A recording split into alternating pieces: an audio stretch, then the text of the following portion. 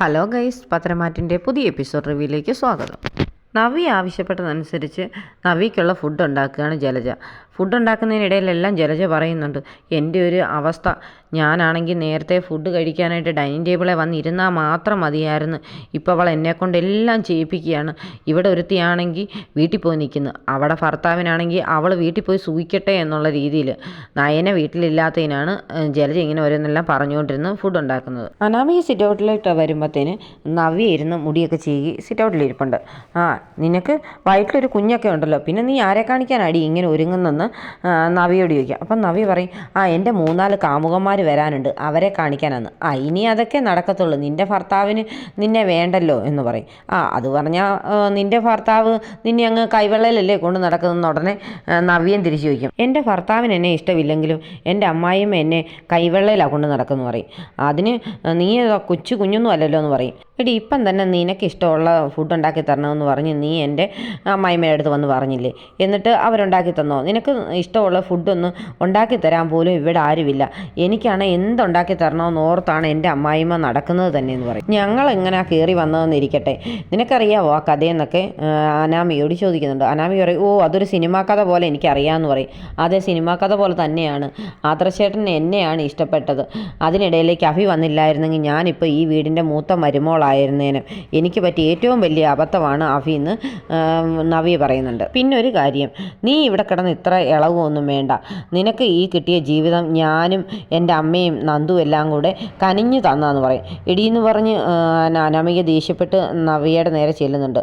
നവ്യ പറയും, നീ പറഞ്ഞില്ലേലും പറഞ്ഞാലും ഇത് തന്നെയാണ് സത്യമെന്ന് പറയും. എൻ്റെ നന്ദു ഒരു മൂളിയിരുന്നെങ്കിൽ ഇപ്പം അവൾ ഇവിടെ ഇരുന്നേനും, നീ ഒരിക്കലും ഇങ്ങോട്ട് കയറി വരത്തില്ലായിരുന്നടി എന്ന് പറഞ്ഞ് നവ്യ അകത്തേക്ക് അങ്ങ് പോകും. അത് കേൾക്കുമ്പോൾ അനാമികയ്ക്ക് ശരിക്കും നവ്യയോട് ദേഷ്യം വരുന്നുണ്ട്. എന്തായാലും നവിയോട് വഴക്കൊക്കെ കഴിഞ്ഞ് അനാമിക ഫുഡ് കഴിക്കാനായിട്ട് പോയിരിക്കും. അപ്പം ജലജ ഉണ്ടാക്കി വെച്ചിരിക്കുന്ന ഫുഡാണ് അനാമിക എടുക്കുന്നത്. നല്ല മണമാണല്ലോ, നല്ല ടേസ്റ്റ് ഉണ്ടായിരിക്കും എന്നൊക്കെ പറഞ്ഞ് അതങ്ങോട്ട് എടുത്ത് കഴിക്കാൻ തുടങ്ങുകയും നവി അങ്ങോട്ട് വരും. ഇത് നിനക്കുള്ളതല്ല, ഇതെൻ്റെ അമ്മായിമ്മ എനിക്കുണ്ടാക്കി തന്നതാണ്, നിൻ്റെ അമ്മായിമ്മ ഉണ്ടാക്കിയത് ഇതാന്ന് പറഞ്ഞ് വേറൊരു പാത്രത്തിലെടുത്ത് അവളുടെ മുമ്പിലോട്ട് വെച്ച് കൊടുക്കും. അപ്പോൾ അങ്ങോട്ട് വന്ന ജാനകിയോട് അനാമിക പറയും, അമ്മ ഇവൾ എന്നെ ഫുഡ് കഴിക്കാൻ സമ്മതിക്കുന്നില്ലെന്ന്.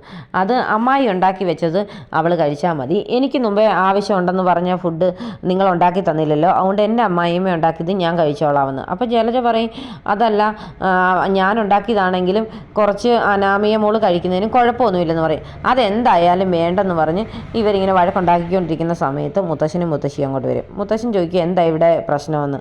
അത് മുത്തശ്ശ, എൻ്റെ കൂടെ ഇവിടെ ഇരുന്ന് ഫുഡ് കഴിക്കാൻ അവൾക്ക് താല്പര്യമില്ല എന്ന് അനാമികയെക്കുറിച്ച് നവ്യ പറയുന്നുണ്ട്. അപ്പം മുത്തശ്ശൻ പറയുന്നുണ്ട്, ഈ വീട്ടിലൊരു കീഴ്വഴക്കമുണ്ടായിരുന്നു, എല്ലാവരും ഒരുമിച്ചിരുന്നേ ഫുഡ് കഴിക്കാറുള്ളായിരുന്നു. ഒരാൾ താമസിച്ച് വന്നാൽ അവർക്ക് വേണ്ടി വെയിറ്റ് ചെയ്യുകയും ചെയ്യുമായിരുന്നു എല്ലാവരും. ഇപ്പം പക്ഷേ എല്ലാവരും ഓരോരുത്തരുടെ തോന്നിവാസത്തിനനുസരിച്ചാണ് ജീവിക്കുന്നതും ചെയ്യുന്നതെന്ന് പറഞ്ഞ് ജാനകിക്കട്ടൊന്ന് നോക്കുന്നുണ്ട്. അനാമികയുടെ ഓരോ പ്രവൃത്തിയാണ് മുത്തശ്ശൻ അങ്ങനെ ചിന്തിക്കുന്നത്. അപ്പം നവ്യ പറയും, മുത്തശ്ശൻ എനിക്ക് പ്രശ്നമൊന്നുമില്ലായിരുന്നു, ഞാൻ രാവിലെ എനിക്ക് ആവശ്യമുള്ള ഫുഡിൻ്റെ കാര്യം ചെറിയമ്മായിയോടൊന്ന് പറഞ്ഞു കൊടുത്തു. അപ്പോൾ അമ്മായി പറ്റത്തില്ലെന്ന് പറഞ്ഞു. അപ്പോഴാണ് എനിക്ക് അമ്മ ഇങ്ങനെ ഉണ്ടാക്കി തന്നെന്ന് പറയും. അപ്പം മുത്തശ്ശൻ പറയും, ഈ മോളുടെ വയറ്റിൽ കിടക്കുന്ന കുഞ്ഞ് നിൻ്റെ പേരക്കുഞ്ഞാണ്, അതുകൊണ്ട് അവൾക്ക് ഇഷ്ടമുള്ള എന്ത് സാധനവും നീ ഉണ്ടാക്കി കൊടുക്കണം കേട്ടോ എന്ന് ജലജയോട് പറയും. ഞാൻ അങ്ങനെ തന്നെയാണ് ചെയ്യുന്ന അച്ഛാന്ന് മുത്തശ്ശനോട് ജലജ പറയുന്നുണ്ട്. എന്നിട്ട് മുത്തശ്ശനും മുത്തശ്ശിയും ഫുഡൊന്നും കഴിക്കാതെ അമ്പലത്തിലേക്ക് അങ്ങ് പോകും. അവർ പോയി കഴിയുമ്പോൾ നവി ഇരുന്ന് നന്നായിട്ട് ഫുഡൊക്കെ കഴിക്കുന്നുണ്ട്. എന്നിട്ട് നല്ലതായി കേട്ടോ, എന്നാണേലും ഉച്ചക്കത്തേക്കുള്ള എന്തൊക്കെ ഉണ്ടാക്കണമെന്നൊക്കെ ഉള്ളത് ഞാൻ പറഞ്ഞേക്കാമെന്ന് പറഞ്ഞ് അവൾ കഴിച്ചിട്ടങ്ങ് എഴുന്നേറ്റ് പോകും. എന്തായാലും ആ സ്പോട്ടിൽ തന്നെ അനാമിക സ്വന്തം വീട്ടിലേക്ക് വിളിക്കുന്നുണ്ട്. അനാമികയുടെ അമ്മ ഫോൺ എടുത്തിട്ട് ഓർക്കുന്നുണ്ട്, ഈ പെങ്കൊച്ച് എന്തിനാണോ വിളിക്കുന്നത്, എന്തെങ്കിലും ഗുരുമാൽ ഒപ്പിച്ച് കാണുമോ എന്ന് ചോദിച്ചാൽ ഫോൺ എടുക്കുന്നിട്ട് ചോദിക്കും, എന്താ മോളെ എന്ത് പറ്റിയെന്ന്. അവൾ എന്നെ ഇൻസൾട്ട് ചെയ്തമ്മ, എന്നെ ഫുഡ് കഴിക്കാൻ സമ്മതിച്ചില്ല എന്നൊക്കെ പറഞ്ഞ് ഇല്ലാത്ത കള്ളത്തരം എല്ലാം അമ്മയോട് പറഞ്ഞു കൊടുക്കുന്നു. ഉടനെ അമ്മ പറയും, അവക്കൊട്ടൊരു പണി കൊടുക്കണം മോളെ, നമ്മൾ എന്ത് ചെയ്താലും അത് പണിയായി വരുന്നത് നമുക്ക് തന്നെയാണ്, അതുകൊണ്ട് അവൾ നടക്കുന്ന വഴിയിൽ ഇച്ചിരി എണ്ണ ഒഴിച്ച് വെച്ചേര്, അവൾ വീഴട്ടെ, ആ കൂട്ടത്തിൽ അവളുടെ കുഞ്ഞും അങ്ങ് പോകട്ടെ എന്നൊക്കെ പറയും. ശരി അമ്മ, എന്നാൽ ഞാൻ അത് തന്നെ ചെയ്തോളാമെന്ന് പറഞ്ഞ് മോളും അങ്ങ് പോകും. അന്നേരം വേണു അങ്ങോട്ട് ഇറങ്ങി വരുന്നുണ്ട്. എന്താ മകളെ വിളിച്ച് പറഞ്ഞെന്ന് ചോദിക്കുമ്പോൾ അവളെ നവി ഇങ്ങനെ ഇൻസൾട്ട് ചെയ്തു എന്നൊക്കെ പറയും. എന്നാൽ നീ കൂടുതലൊന്നും അങ്ങോട്ട് പറഞ്ഞു കൊടുക്കണ്ട, ഓരോരോ പ്രശ്നങ്ങൾ പുറകെ വരുന്നു. ഇപ്പം തന്നെ ദേവയാനി ഹോസ്പിറ്റലിൽ കിടക്കാൻ കാരണം നമ്മളാ. അതെങ്ങാനും ആ മൂർത്തി സാർ അറിഞ്ഞിട്ടുണ്ടെങ്കിൽ നമ്മുടെ മോളുടെ ചെവിക്കലിനിട്ടടിച്ച് വീട്ടിൽ നിന്ന് ഇറക്കി വിടും. കുറച്ച് കാശുണ്ടാക്കാമെന്ന് വിചാരിച്ചാണ് അവളെ അങ്ങോട്ട് തള്ളിവിട്ടത്. എന്നിട്ട് വീണ്ടും വീണ്ടും പ്രശ്നങ്ങളുടെ മേൽ പ്രശ്നങ്ങൾ നിങ്ങൾ അമ്മയും മോളോട് ഉണ്ടാക്കരുതെന്ന് പറയും. എങ്ങനെയും അനിയോട് സ്നേഹത്തോടെ നിന്ന് ആ കുടുംബം വീതം വെക്കുന്ന സമയത്ത് ഏറെ നമുക്ക് പേരിലാക്കാൻ വേണ്ടി ഉപദേശിച്ച് കൊടുക്കും മകക്കെന്നൊക്കെ വേണു പറയുന്നുണ്ട്. എന്തായാലും അമ്മ പറഞ്ഞ പോലെ തന്നെ മകൾ നവ്യയുടെ റൂമിന് വെളിയിൽ എണ്ണയൊഴിച്ച് വെക്കുന്നുണ്ട്. അവൾ എന്നോട് കളിച്ചാൽ എങ്ങനെ ഇരിക്കുമെന്ന് അവളെ മനസ്സിലാക്കി കൊടുക്കണം. അവൾ നടുവ് അടിച്ച് വീണ് അവളുടെ കുഞ്ഞും പോയി കിടക്കുന്ന എനിക്ക് കാണണമെന്നൊക്കെ പറഞ്ഞാണ് അനാമിക ഇരുന്ന് എണ്ണയൊഴിക്കുന്നത്. എന്നിട്ട് ഒന്നും അറിയാത്ത പോലെ താഴെ ഡൈനിങ് ടേബിളിൽ ചെന്നിരുന്ന് കഴിക്കുന്നുണ്ട്. അന്നേരം നവ്യ അങ്ങോട്ട് വന്നിട്ട് പറയും, നീ എൻ്റെ കറി എന്നാണെങ്കിലും ഇഷ്ടപ്പെട്ട് നോക്കിയതല്ലായിരുന്നോ, കുറച്ച് അതിനകത്ത് ബാലൻസ് ഇരിപ്പുണ്ട്, എടുത്ത് കഴിച്ചോളാം, നിൻ്റെ എച്ചിലൊന്നും കഴിക്കാൻ ഇരിക്കുകയല്ല ഞാൻ എന്ന് പറഞ്ഞ് ദേഷ്യപ്പെടുന്നുണ്ട് അനാമിക. അന്നേരം വേണമെങ്കിൽ കഴിച്ചാൽ മതി എന്ന് പറഞ്ഞ് നവ്യ അങ്ങ് പോകും. എന്നിട്ട് തിരിഞ്ഞ് നിന്ന് ജലജയോട് പറയുന്നുണ്ട്, ഉച്ചയ്ക്കത്തേക്കുള്ള മെനു ഞാൻ പറയാം കേട്ടോ എന്ന്. മെനു ഒക്കെ പറയാൻ ഇത് ഹോട്ടലല്ലല്ലോ എന്ന് ജലജ പറയും. ഇവിടെ ഇപ്പോൾ എല്ലാവരും തോന്നിയ പോലൊക്കെ അല്ലേ വരികയും പോവുകയും കഴിക്കുകയൊക്കെ ചെയ്യുന്നത്, അതുകൊണ്ട് പറഞ്ഞെന്നേ ഉള്ളെന്ന് പറയും. നിനക്ക് ഇവളെ നിലയ്ക്ക് നിർത്തത്തില്ലേ എന്ന് ജാനകി ചോദിക്കുന്നുണ്ട്. അങ്ങനെ വല്ലതും വന്നെങ്കിൽ കാര്യം മനസ്സിലാകും എന്നൊക്കെ പറഞ്ഞ് ജലജയെ പേടിപ്പിക്കുന്നുണ്ട് നവ്യ. എന്തായാലും ഇവക്കൊട്ടുള്ള പണി ദൈവം കൊടുത്തോളൂ എന്ന് അനാമിക അതിനിടെ ഇരുന്ന് പറയും. പിന്നീട് കാണിക്കുന്നത് നവ്യ സ്റ്റെപ്പ് കയറി മുറിയിലേക്ക് ചെല്ലുകയാണ്. ആ സമയത്ത് തന്നെയാണ് അഭി റൂമിൽ നിന്ന് വെളിയിലേക്ക് വരുന്നത്. എണ്ണ ചവിട്ടിയും അഭി അവിടെ നടുവടിച്ച് വീഴുന്നുണ്ട്.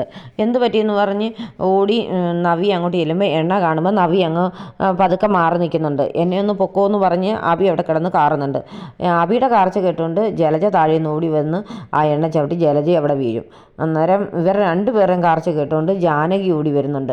അപ്പോൾ നവ്യ പറയുന്നുണ്ട്, ഇനി ചെറിയമ്മായിയും കൂടി ഇങ്ങോട്ട് വന്ന് വീഴണ്ട, ഇവിടെ എണ്ണ കിടപ്പുണ്ടെന്ന് പറയും. അപ്പോൾ നവ്യെ നോക്കി ജലജ പറയുന്നുണ്ട്, എൻ്റെ മോനെ വീഴ്ത്താനായിട്ട് നീ റൂമിൻ്റെ വെളിയിൽ എണ്ണ ഒഴിച്ചിട്ട് താഴെ വന്ന് ഇരിക്കുകയായിരുന്നു അല്ലേടി എന്നൊക്കെ. അപ്പം നവ്യ പറയും, ഞാനൊന്നും ചെയ്തില്ല, ഞാൻ അറിഞ്ഞ കാര്യമേ അല്ല, ഇവിടെ വേറെ ആരാ മനഃപൂർവ്വം ചെയ്തതാണ്. അപ്പോൾ ഇവരുടെ ബഹളമൊക്കെ കേട്ടുകൊണ്ട് അനാമിക അങ്ങോട്ട് കയറി വരുന്നുണ്ട്.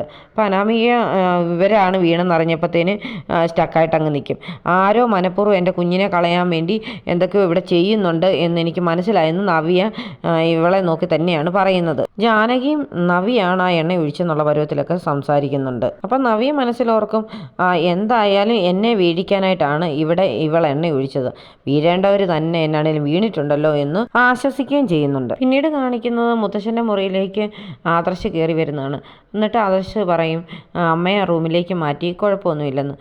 എന്തായാലും പ്രശ്നമൊന്നും ഇല്ലല്ലോ, അത് നന്നായെന്നും മുത്തശ്ശൻ പറയും. എന്നിട്ട് മുത്തശ്ശൻ ചോദിക്കും, ഇനിയിപ്പം മോളന് പോയി നയനമോളെ ഇങ്ങ് വിളിച്ചുകൊണ്ട് വന്നുകൂടെയെന്ന്. അത് വേണ്ട മുത്തശ്ശ, അമ്മയ്ക്ക് അവൾ ഇവിടെ നിൽക്കുന്ന ഇഷ്ടമില്ലല്ലോ, അത് കാരണം കുറച്ച് ദിവസം അവൾ അവിടെ വീട്ടിൽ തന്നെ നിൽക്കട്ടെ എന്ന് പറയും. ഇതൊക്കെ കേട്ടുകൊണ്ട് അനാമിക റൂമിന് വെളിയിൽ നിൽപ്പുണ്ട്. ഇനി അവൾ ഇങ്ങോട്ട് വരികയേ ചെയ്യരുതേ എന്ന് പറഞ്ഞാണ് അവൾ അവിടെ പ്രാർത്ഥിച്ചുകൊണ്ട് നിൽക്കുന്നത്. അതല്ല മോനെ, നയനമോൾ ഇവിടുന്ന് പോയതിന് ശേഷം ഇവിടെ എല്ലാവർക്കും അവളുടെ വില മനസ്സിലാകുന്നുണ്ട്. എല്ലാവരും അടുക്കളയിലൊക്കെ കയറുന്നുണ്ടെങ്കിൽ പോലും നയനമോൾ ചെയ്യുന്നതനുസരിച്ചല്ലല്ലോ ചെയ്യുന്നത്, എല്ലാവർക്കും അതിൻ്റെ പേരിൽ ഭയങ്കര മുറുമുറുപ്പൊക്കെയാണെന്ന് പറയും. അപ്പം നയന ഓപ്പറേഷൻ കഴിഞ്ഞിരിക്കുകയാണെന്ന് ആദർശ് പറഞ്ഞിട്ടില്ലല്ലോ. അപ്പോൾ ആദർശ് പറയുന്നുണ്ട്, ഞാൻ മലയ്ക്ക് പോയിട്ട് വരുന്നോടം വരെ അവൾ അവിടെ വീട്ടിൽ നിൽക്കട്ടെ എന്നല്ലേ അമ്മ പറഞ്ഞത്, അതുകൊണ്ട് അവിടെ നിൽക്കട്ടെ മുത്തശ്ശ എന്ന് പറയും. അവളുടെ വില ഇവിടെ ആർക്കും മനസ്സിലായിട്ടില്ല, അത് മനസ്സിലാകുന്ന ഒരു കാലം വരുമെന്ന് പറഞ്ഞ് ആദർശ് അങ്ങ് ഇറങ്ങിപ്പോവും. അപ്പം മുത്തശ്ശൻ അതിനെക്കുറിച്ച് ഇങ്ങനെ ചിന്തിച്ചിരിക്കുന്നത് കാണിച്ചുകൊണ്ടാണ് ഇന്നത്തെ എപ്പിസോഡ് അവസാനിക്കുന്നത്.